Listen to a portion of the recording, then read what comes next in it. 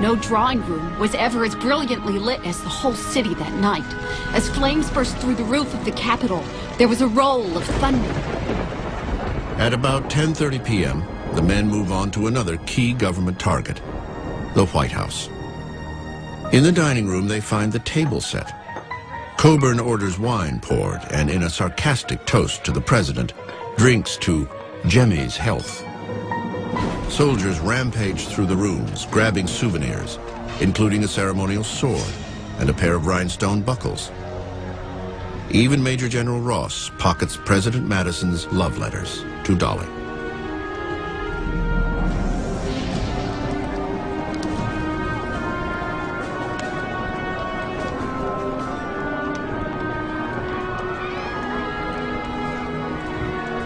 Outside the mansion, the Redcoats pitch their torches through the windows, engulfing the White House in flames.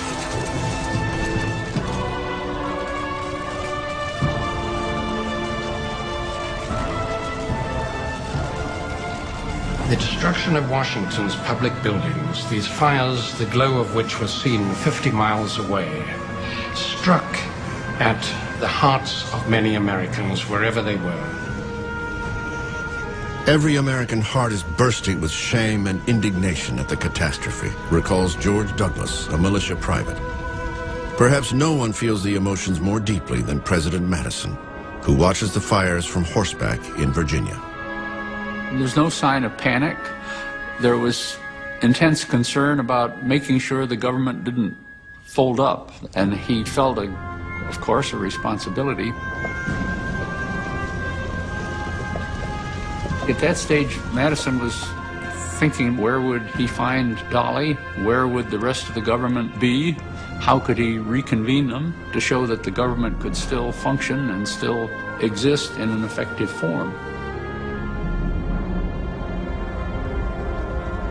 The next morning, August 25th, the British set the Library of Congress and the Navy Yard afire as storm clouds threaten overhead.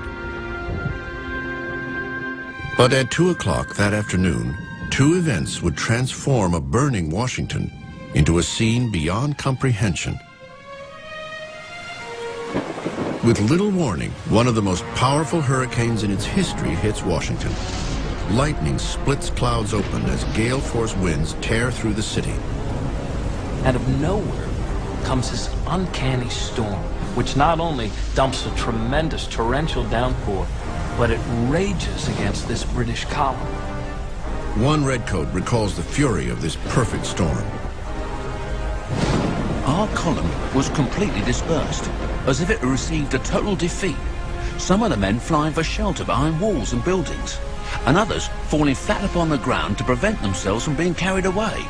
Such was the violence of the wind that two pieces of cannon were fairly lifted from the ground and borne several yards away. What has started out as a blessing is about to become a catastrophic event of epic proportions. As the hurricane wreaks destruction throughout the burning city, a tornado suddenly appears from the sky and shears through the center of the Capitol.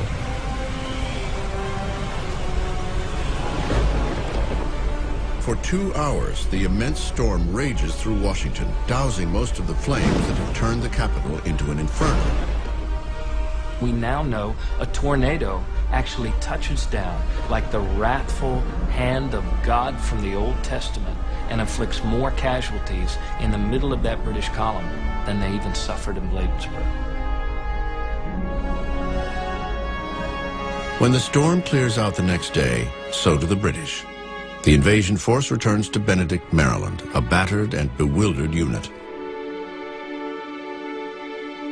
Meanwhile, the President and First Lady finally reunite at a roadside tavern. They return to Washington on August 27th and view the devastation. In just 24 hours, a capital that had taken 10 years to build had been reduced to a charred wasteland. The White House is now a smoldering, roofless shell. The Madisons realize that they will never live there again. Dolly's depression turns to bitterness, and the president condemns the British as damned rascals.